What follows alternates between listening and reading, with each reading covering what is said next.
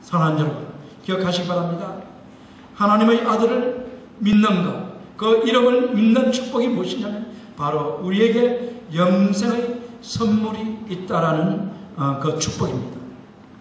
자, 그러므로 사랑하는 여러분, 이 세상에서 가장 중요한 것이 무엇일까요? 그것은 바로 영생입니다. 영생보다 더 중요한 것이 없다라는 사실을 여러분 기억하시기 바랍니다. 그렇기 때문에 이 자리에 앉아 계신 여러분들이 가장 큰 축복을 받으신 분들입니다. 왜냐하면 여러분들은 모두 예수님을 믿어서 영생을 가지셨기 때문입니다. 영원한 천국에서 영생을 누리는 복이야말로 가장 큰 축복이라는 사실을 기억하시기 바랍니다.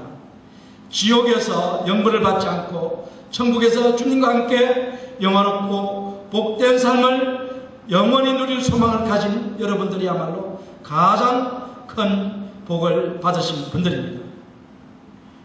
포버스지가 선정한 2013년 미국 최고의 수익자, 최고로 돈을 많이 번 사람이 위렌 버핏이라고 선정이 되었습니다. 위렌 버핏. 그는 빌 게이츠 재단에 2조 달러를 기부하고도 12달러하고 12.5조 달러를 벌었습니다.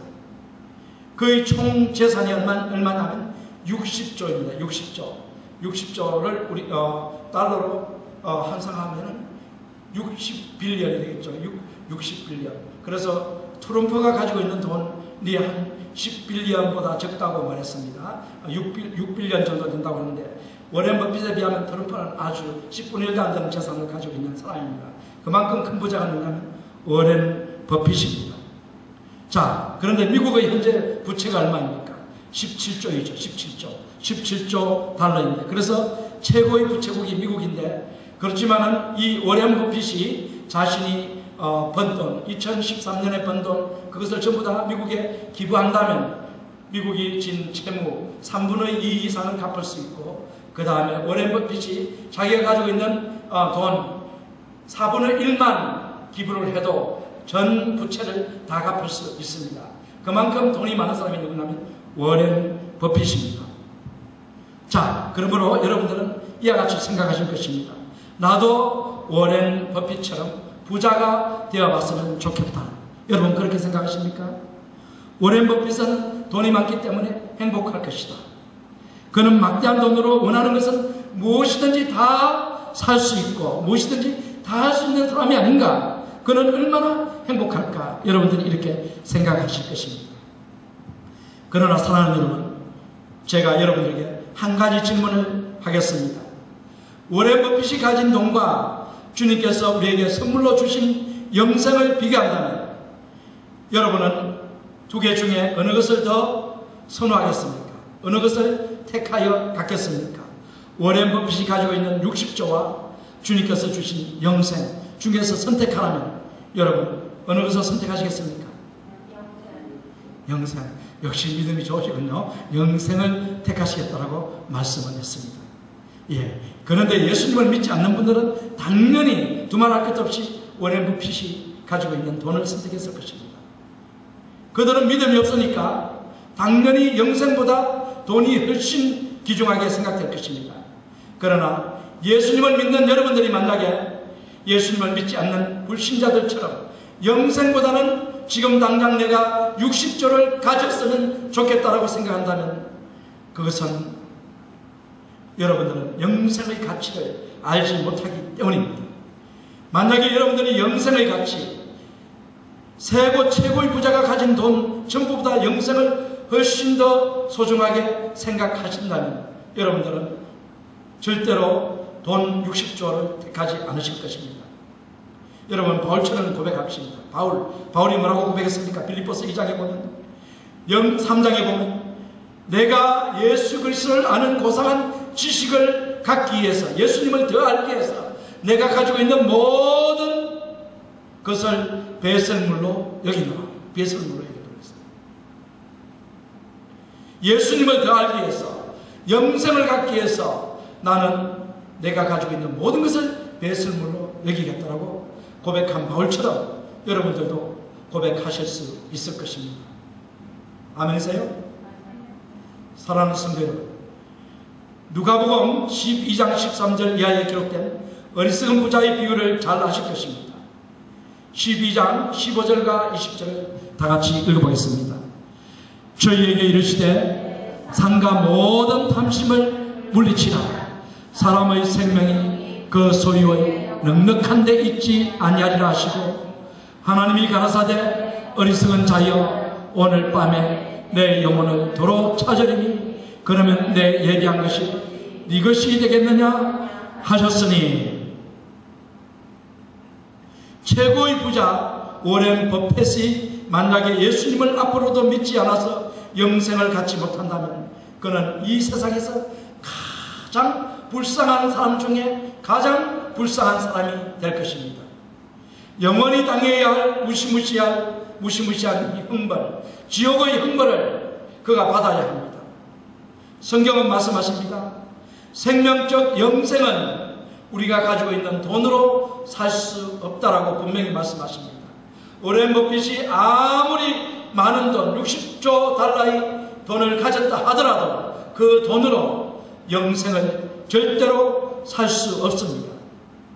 예수님께서 자신의 생명보다 돈을 더 소중히 여기고 돈을 모으기에 일생을 살아온 어리석은 부자 이야기를 하시면서 그가 자신의 돈으로 행복을 추구하려고 계획을 세워 놓았지만 그 계획을 세운 그날 밤에 그의 생명을 하나님께서 빼앗아 가셨다라고 말씀하십니다. 그 어리석은 부자는 영생을 소유하지 못하고 돈만 남겨놓은 채로 죽고 말았습니다. 그 사람은 하늘나라를 위해서 준비를 하나도 하지 못한 어리석은 사람입니다. 만약에 이 자리에 계신 여러분 중에 이 어리석은 부자와 같이 혹시 워렌 버핏과 같이 예수님을 믿지 않아 하나님 나라를 위해서 하나도 준비하지 못하셨더라면 이 시간 예수님을 믿으시고 하나님 나라를 준비하시기 바랍니다. 여러분들이 영원히 들어가 살아야 할 하나님 나라, 그것을 준비하시기 바랍니다. 성경은 영생의 가치를 분명히 말씀하십니다. 마가복음 8장 36절을 다 같이 읽어보겠습니다. 사람이 만일 온 천하를 얻고도 제 목숨을 잃으면 무엇이 유익하냐. 예, 영생보다 더 중요한 것이 없다라는 사실을 여러분 반드시 기억하시기 바랍니다. 영생보다 더 귀중한 거 없습니다. 모든 것을 다 잃어도 영생을 잃어서는 안 됩니다. 모든 것을 다 잃어도 영생을 잃어서는 안 됩니다. 6.25 때 유명한 이 실화가 있었는데 6.25 공산군들에게 피난을 가지 못한 기독교인 가정이 잡혔어요. 그래서 이 기독교인들이 예수님을 너무나 잘 믿는 것을 이 공산당들이 알았어요. 그래서 아버지가 있고 엄마가 있고 자녀들이 몇 명 있었습니다. 그런데 이 아버지가 자녀들이 너무 불쌍했어요. 내가 고민이 됩니다. 내가 예수님을 믿는다고 하면 우리 가족은 모두 생매장 당해 죽을 것인데 내가 단 한 번 예수님을 모른다고 안 믿는다고 하면 우리 가정이 살아날 텐데 고민했어요. 그리고 이제 드디어 이 공산당당이 구덩이를 파고 이 가족을 구덩이에 집어넣고 물어봅니다. 자, 그래도 예수를 믿느냐고 물었습니다. 아버지가 이 가족들을 생각하니까 너무 가슴이 아파서 그만 예수님을 모른다, 안 믿는다고 말을 하려고 그런 찰나에 그 어머니가 아내가 말합니다. 여보, 지금 이 순간만 참으면 우리는 영원한 천국에서 영생을 누리며 주님과 함께 살 텐데 여보, 제발 예수님 모른다고 하지 마세요 라고 했다는 것입니다. 그래서 그 자리에서 그 가족이 전부 생매장을 당하고 주님을 만났다라는 일화가 있습니다. 사랑하는 여러분, 모든 것은 다 잃어도 영생만큼은 잃지 말아야 합니다. 자, 이제 두 번째 주제로서 영생은 성찬에 참여하는 것으로 얻을 수 없다라는 주제를 말씀드리겠습니다. 워렌 버핏의 재산 60조 달러와 여러분이 가진 영생 중에서 여러분은 이제 어느 것을 선택하시겠습니까? 영생을 선택하시겠습니까? 네, 분명히 그렇게 하실 줄로 믿습니다. 영생. 그러시다면 영생을 얻는 방법이 무엇일까요? 영생을 얻는 방법. 오늘 본문 말씀을 읽어보시면 영생을 얻는 방법을 주 예수님께서 우리에게 알려주십니다. 요한복음 6장 53절과 54절을 다 같이 읽어보겠습니다. 예수께서 이르시되 내가 진실로 진실로 너희에게 이르노니 인자의 살을 먹지 아니하고 인자의 피를 마시지 아니하면 너희 속에 생명이 없느니라. 내 살을 먹고 내 피를 마시는 자는 영생을 가졌고 마지막 날에 내가 그를 다시 살리니. 자, 영생을 얻는 방법이 무엇입니까? 예수님의 살을 먹고 예수님의 피를 마시는 것이 바로 영생을 얻는 방법이라고 요한복음 6장 54절에서 말씀하십니다. 성경에 하면 영생을 얻는 방법, 그것은 주 예수님의 살을 먹고 주 예수님의 피를 마시는 것입니다. 주 예수님의 살을 먹고 주 예수님의 피를 마시는 것, 주님께서 말씀하십니다. 영생을 얻으려면 내 살을 먹고 내 피를 마시라. 자, 사랑하는 여러분, 그러면 주 예수님의 살을 먹고 주 예수님의 피를 마시는 것, 이것은 도대체 무엇을 뜻하는 말씀일까요? 무슨 뜻일까요? 한번 생각해 주십시오. 그것이 무슨 뜻입니까? 내 살을 먹고 내 피를 마시는 자, 이것이 무엇입니까? 어떤 사람들은 이 말씀을 성찬 때 주 예수님의 살을 먹고 피를 마시는 것이라고 해석을 하고 그렇게 실행을 하고 있습니다. 과연 성찬 예식을 말씀하신 것일까요? 그렇지 않습니다. 그 해석은 옳지 않은 것입니다. 성찬 예식 때 떡을 먹으면 그것이 우리의 몸 안에 들어가서 주 예수님의 살이 되고, 또한 포도주를 마시면 그것이 주 예수님의 피가 되어서 우리 몸 안에 예수님의 살과 피가 살아서 움직인다라고 주장을 하고 그런 해석을 하는데, 그것이 올바른 해석일까요? 그 해석을 화채설이라고 이름을 붙입니다. 화채설. 다시 이 떡과 포도주가 살과 피로 변한다라는 이런 의미로서 화채설이라고 붙이는데, 절대 그럴 수 없습니다. 그렇게 주장하는 사람들은 성찬 예식에 참여하면 주님의 살과 주님의 피가 우리 몸 안에서 활동하기 때문에 우리가 영생을 가지고 있다라고 주장을 합니다. 자, 그런데 이것은 너무나 야만적이고 신성모독적인 잘못된 가르침입니다. 여러분 생각해 보십시오. 어떻게 주 예수님의 살과 피를 우리가 직접 먹고 마실 수가 있겠습니까? 절대 그렇게 할 수가 없습니다. 그것은 식인종들이나 하는 행위가 아니겠습니까? 이와 같이 화채설을 주장하는 근거가 무엇일까요? 그것은 바로 요한복음 6장 54절에 기록된 이 말씀을, 영적인 말씀을 육적인 말씀으로 해석했기 때문입니다. 주님의 살, 주님의 피, 그것을 실제 물리적인 살과 피로 해석을 했기 때문에 이런 오류가 벌어진 것입니다. 천주교에서, 로만 카톨릭 천주교에서 화채설을 주장합니다. 성찬에 참여함으로 주님의 살과 피가 우리 몸 안에 들어오기 때문에 우리가 영생이 있다고 주장을 하고 가르칩니다. 이 주장에 하면 주의 성찬에 참여하기만 하면 영생을 얻는다는 것입니다. 주의 성찬에 참여하면.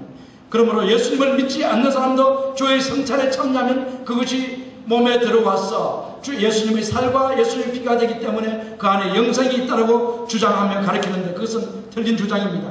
성경은 우리들에게 분명히 말씀하십니다. 고린도전서 11장 27절을 다 같이 한번 읽어보겠습니다. 11장 27절 없습니까? 제가 읽어보겠습니다.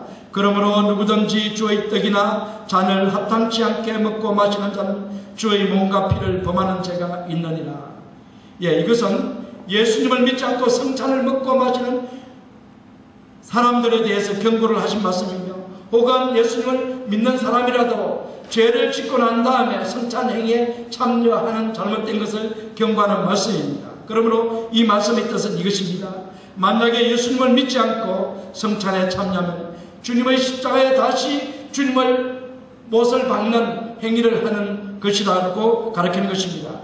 그러므로 만약에 우리가 예수님을 믿지 않고 성찬 예식에 참여하면, 예수님은 2000년 전에 십자가에서 못 박혀 죽임당하셨는데 또다시 우리가 성찬에 참여함으로 예수님을 십자가에 못 박는 행위를 하는 것입니다. 그러므로 죄의 죄를 더하는 행위를 하는 것입니다. 그러므로 성찬 예식에 참여하는 것으로 내 살을 먹고 내 피를 마시는 자, 이것을 해석하는 것은 잘못된 것입니다.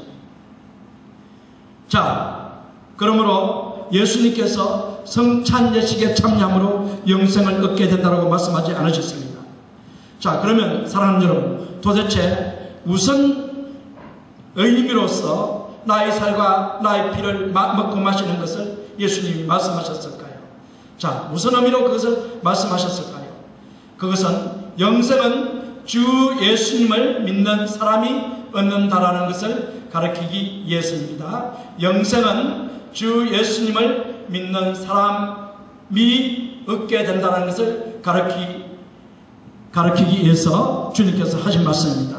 자, 이제 세 번째 주제로 우리가 넘어갑니다. 이 말씀의 뜻을 알기 위해서 주 예수님께 하신 말씀인 요한복음 6장 40절과 47절을 다 같이 읽어보겠습니다. 40절과 47절. 자, 요한복음 6장 40절과 47절 다 같이 읽어보겠습니다. 내 아버지의 뜻은 아들을 보고 믿는 자마다 영생을 얻는 이것이니 마지막 날에 내가 이를 다시 살리리라 하신다. 진실로 진실로 너에게 이르노니 믿는 자는 영생을 가졌나니. 자, 이 말씀을 보면 요한복음 6장 40절과 요한복음 6장 54절을 비교해 보면은 예수님을 믿는 자, 아들을 믿는 자는 영생을 얻었고 마지막 날에 다시 살아날 것을 말씀하신 것이 40절이죠. 그리고 요한복음 6장 54절에 읽은 것은 나의 살을 먹고 나의 피를 마시는 자는 영생을 가졌고 내가 마지막 날에 살리리라, 이렇게 말씀하셨습니다. 그러므로 40절과 54절은 결과적으로 반복하신 말씀인데 무엇이 다릅니까? 아들을 믿는 것과 나의 살을 먹고 내 피를 마시는 것, 이것의 차이죠. 그러므로 이 두 구절을 우리가 비교해 보면 예수님을 믿는 것과 예수님의 살을 먹고 예수님의 피를 마시는 것은 같은 뜻입니다. 그러므로 나의 살과 내 피를 먹고 나의 살을 먹고 내 피를 마시는 것은, 이것의 뜻은 무엇이냐면 바로 나를 믿으면 이런 뜻입니다. 예수님을 믿는다는 뜻입니다. 그러므로 56절에 이렇게 기록을 했습니다. 내 살과 내 살을 먹고 내 피를 마시는 자는 자에게는 그는 내 안에 거하고 나는 그 안에 가리라, 이렇게 말씀하셨는데 이 말씀이 참 놀라운 사실이죠. 나를 믿는 자, 예수님을 믿는 자는 영생을 가졌고 또 내 살을 먹고 내 피를 마시는 자는 내 안에 거하고 나는 그 안에 거하고, 이렇게 말씀하셨는데 결국은 우리가 예수님을 믿는다는 것, 피를 먹고 마신다는 것 같은 것이고 영생을 얻는다는 것은 바로 무엇이냐면 우리가 예수님 안에 거하고 예수님이 내 안에 거하는 것, 이게 바로 영생이에요.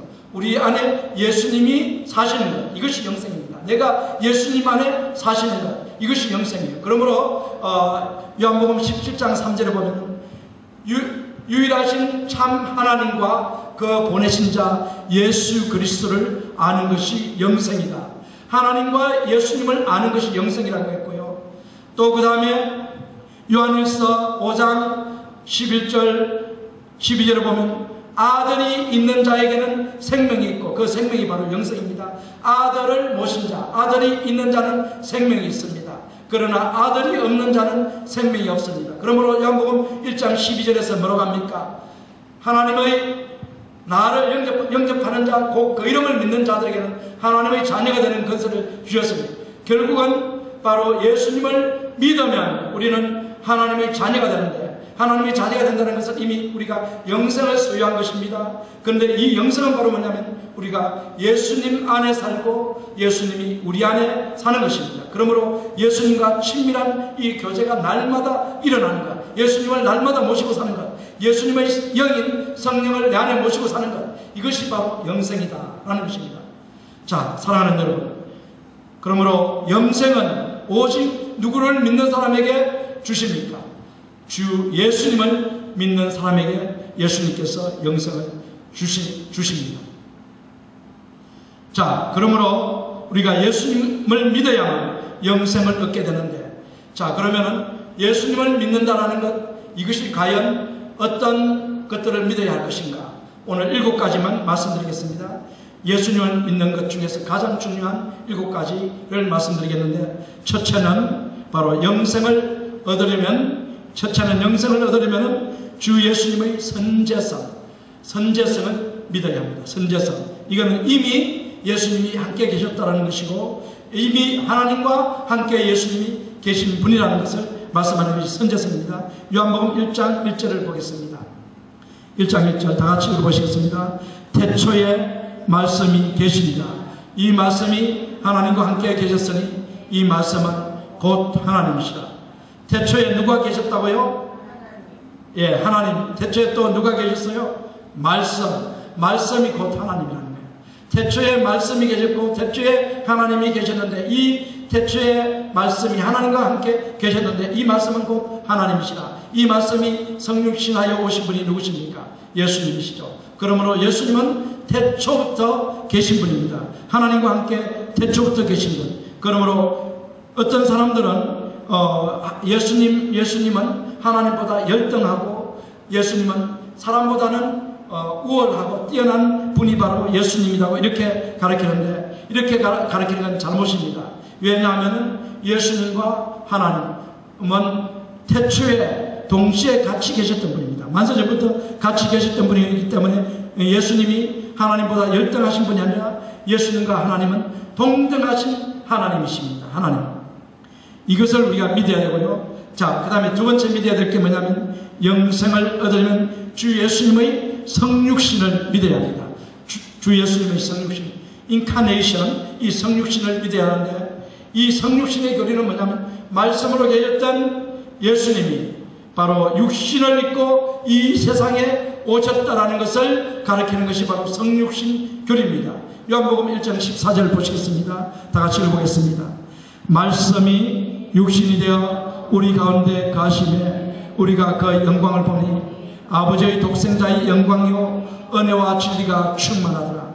말씀이 뭐가 되었다고요? 무엇이었습니까? 육신이 뭐예요? 몸이죠. 몸. 우리 인간의 몸이죠. 말씀이 인간의 몸을 입고 오셨다는 것입니다. 예수님은 그러므로 원래 말씀으로 계셨던 하나님이셨는데, 이 하나님이 육신을 입고 이 땅에 오신 분이 예수님이십니다. 그러므로 빌립보서 2장 6절에서 8절까지 뭐라고 말씀하셨습니까? 6절에 보면 그는 근본 하나님의 본체시나 하나님과 동일하신 분이라고 했어요.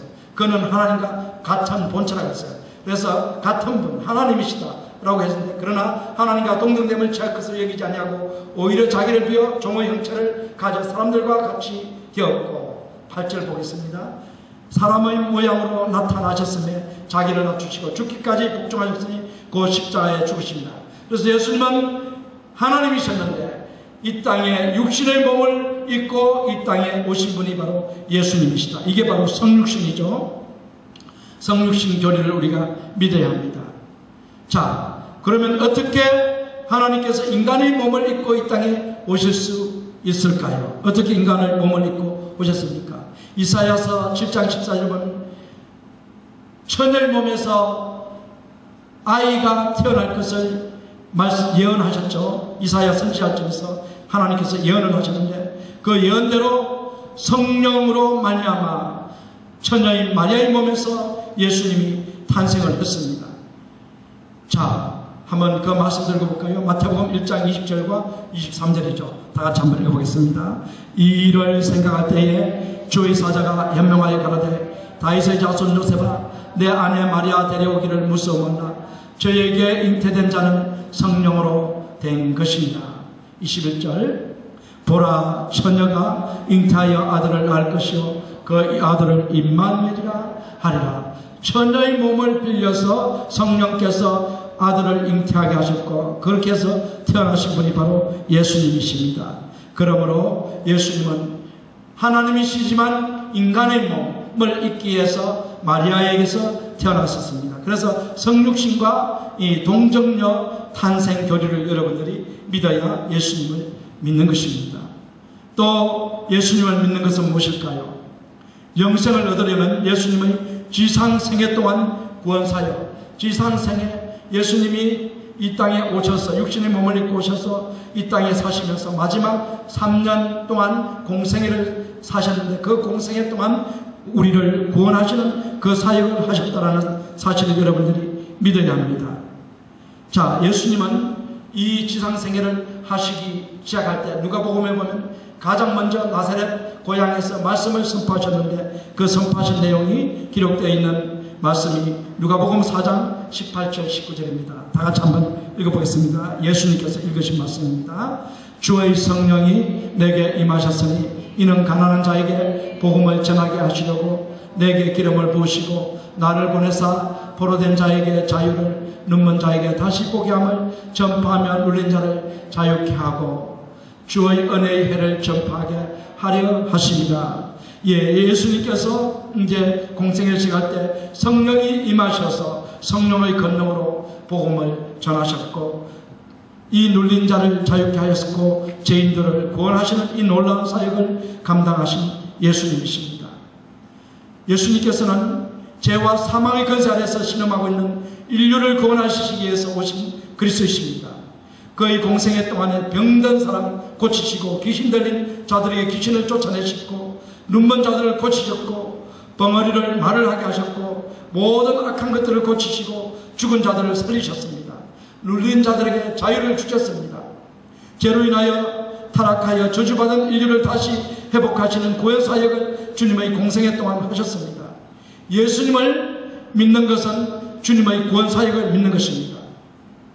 사랑하는 여러분, 지금도 주 예수님께서는 그의 성령을 보내시어 우리를 위해서 구원사역을 계속하고 계신다는 사실 여러분 기억하시기 바랍니다.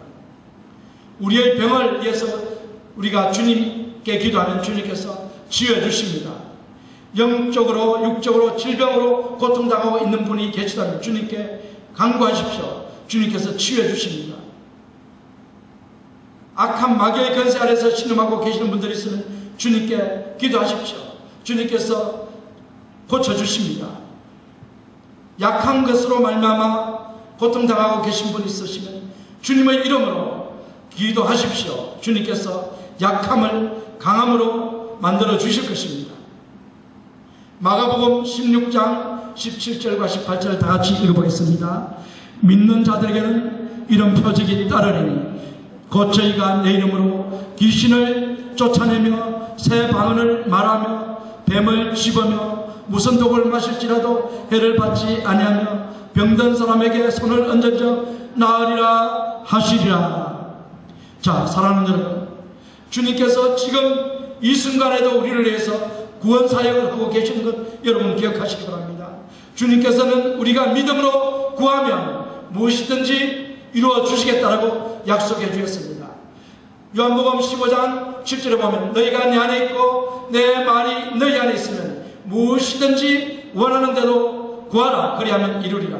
이 말씀 무슨 뜻입니까? 너희가 내 안에 있고 내 말이 너희 안에 있으면, 이것은 아까 설명드린 대로 너희가 나를 믿으면 라는 뜻입니다. 너희가 나를 믿는다면 나에게 구하라 그러면 내가 들어주시리라. 이 말씀입니다. 여러분 다 예수님을 믿지 않습니까? 예수님이 하나님의 아들이시고 여러분을 구원하신 구주시며 여러분을 위해서 이 땅에 오신 하나님의 아들 그리스도라는 사실을 여러분들이 믿기 때문에 그 예수님의 이름으로 여러분들이 원하는 것, 여러분들이 약한 부분, 여러분들의 질병, 여러분들의 소원을 가지고 여러분들이 기도하실 때 주님께서 그 기도를 응답해 주신다는 사실을 여러분 기억하시기 바랍니다. 이 구원사역을 믿어야 예수님을 바로 믿는 것입니다. 자, 네 번째 믿어야 할 것이 무엇일까요?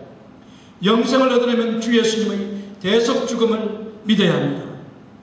자, 대속죽음. 성경은 구속사를 축으로 기록이 되어 있습니다. 구속사. 이 구속사를 축으로 기록되는데 구약 성경에는 하나님께서 선지자들을 통해서 하신 예언, 인류 구원을 위해서 그리스도를 보내주시겠다는 예언이 기록되어 있습니다. 자, 신약에는 그 예언을 성취하신 예수 그리스도의 사건을 기록해 놓은 것이 바로 신약 성경입니다. 하나님의 약속을 이루신 것이 바로 신약 성경의 내용이고, 또 신약 성경의 하나는 장차 주 예수님께서 마지막 인류의 구원자와 심판자가 되어서 이 땅에 오셔서 믿는 자를 구원하시고 믿지 않는 자를 심판하실 이 심판주와 구세주가 되실 것을 기록해 놓은 것이 바로 신약 성경입니다. 창세기 3장 15절에 보면 내가 너로 여자와 원수가 되게 하고 너희 후손도 여자의 후손과 원수가 되게 하려니 여자의 후손은 내 머리를 상하게 할 것이요 너는 그의 발꿈치를 상해야 할 것이라 하시고, 이 말씀은 바로 여자의 후손이 바로 뭐냐면 예수님입니다. 예수님이 오셔서 이 뱀의 후손인 이 사탄과 그 후손들 졸개들을 바로 머리를 상하게 하신다, 그들을 멸망시킬 것을 예언해 놓은 것입니다. 그것을 예수님이 십자가에서 이루셨습니다. 또 창세기 4장 4절에 보면 아담의 아들인 아벨이 하나님께 제사를 드리는 것이 기록되어 있는데, 아벨은 양의 첫 새끼와 그 기름으로 하나님께 제사를 드렸습니다. 그때 하나님께서 그 제사를 연락받았습니다. 그리고 출애굽기 12장 13절에 보면 어린 양의 피를 문에 바른 이스라엘 백성들이 장자의 장으로부터 구원받은 내용이 기록되어 있습니다. 그리고 히브리서 9장 12절에 보면 대제사장이 자신과 이스라엘 자손의 죄를 속죄하게 해서 용서받게 해서 염소와 황소의 피를 담아서 지성소에 들어가서 시온소 앞에서 뿌림으로써 하나님께서 그 죄를 다 용서해 주신다라는 내용이 기록되어 있습니다. 그리고 로마서 5장 6절을 우리가 한번 읽어보겠습니다. 5장 6절, 로마서 5장 6절 넘기세요. 한번 읽어보겠습니다.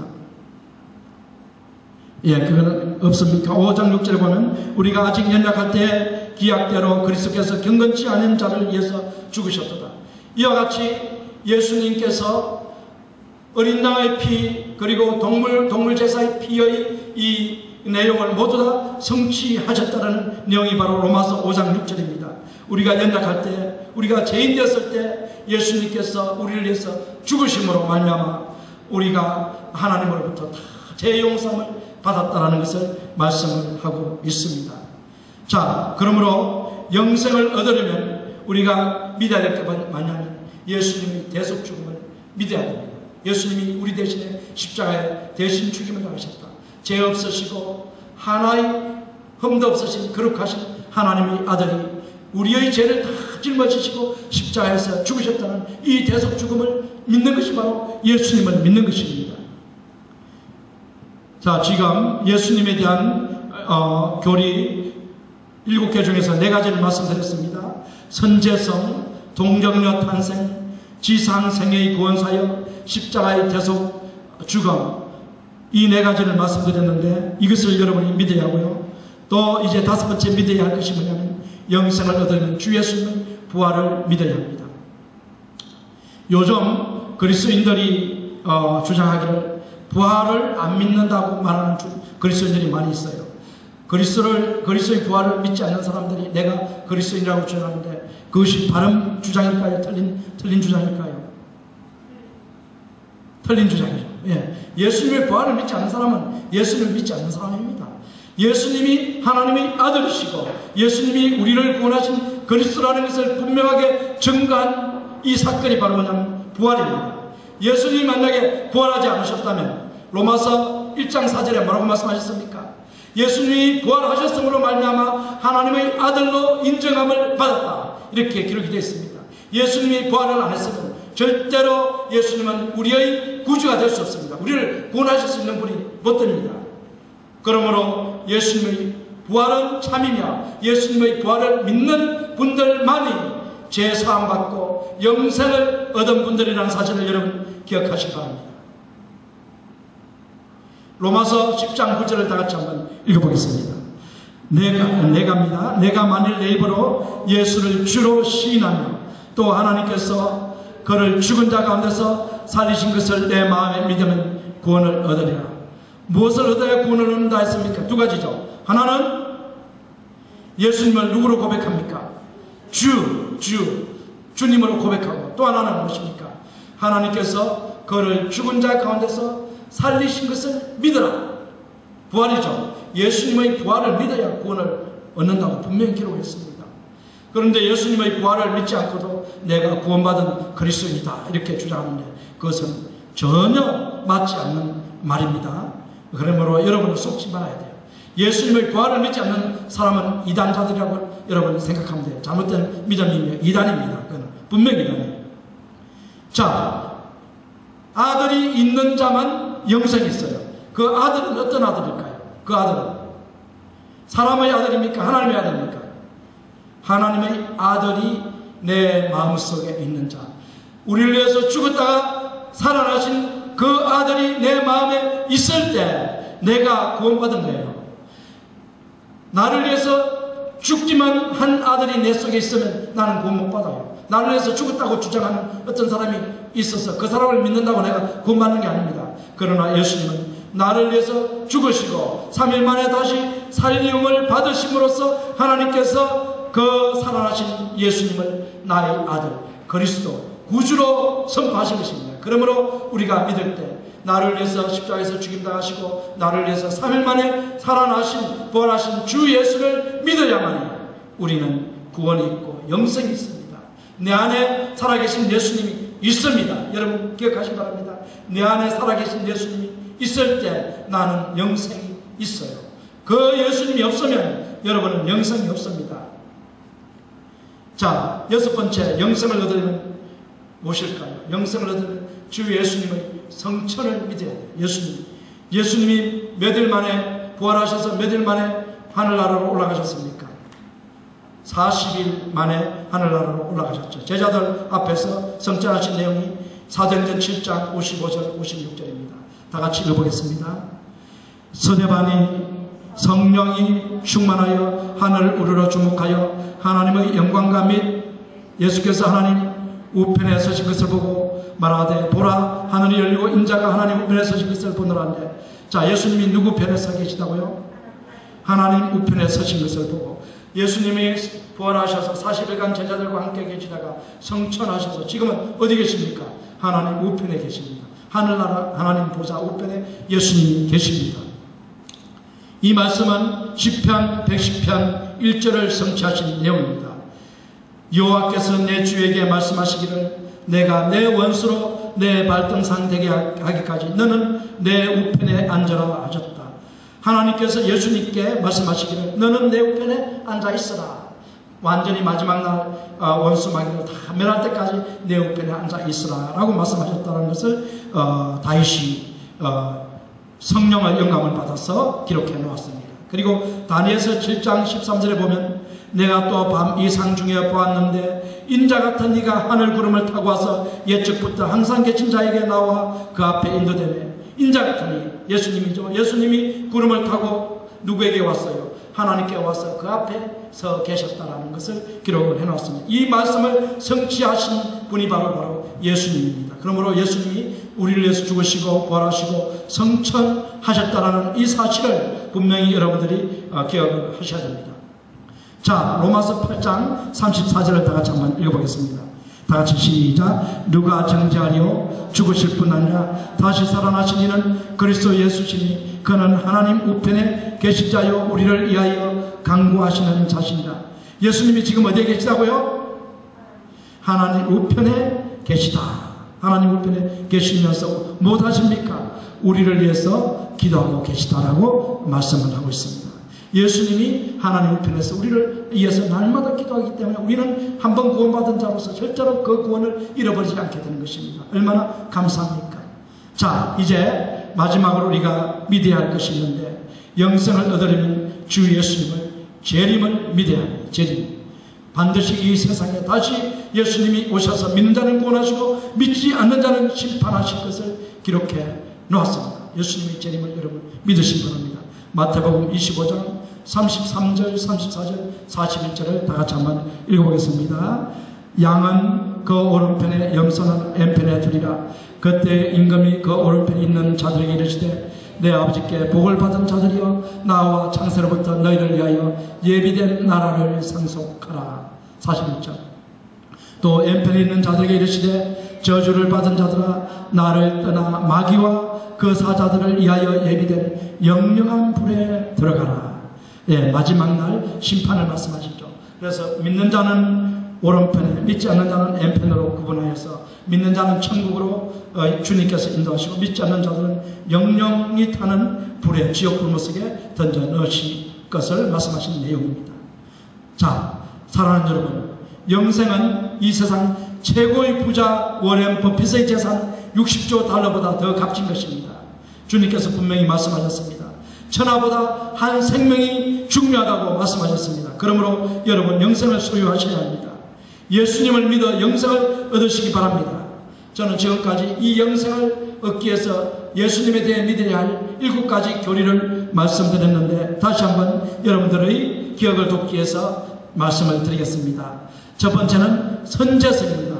하나님과 함께 계셨던 예수님, 성육신, 육신을 입고 이 땅에 오신 예수님, 지상생애의 구원사역, 예수님이 3년 동안 구원사역을 이 세상에서 하셨고, 예수님이 십자가에서 우리를 위해서 죽임당하셨고, 예수님은 다시 4일 만에 살아나셨고, 예수님은 40일간 부활하여서 계셨다가 제자들이 보는 앞에 하늘로 올려가셨고, 지금 하나님 우편에 앉아 계시고, 다시 마지막 날, 이 세상의 마지막 날에 예수님이 이 땅에 심판주로서, 구원주로서 이 땅에 다시 재림에 오실 것이라는 말씀을 드렸습니다. 이 말씀을 여러분이 다 믿으시기 바랍니다.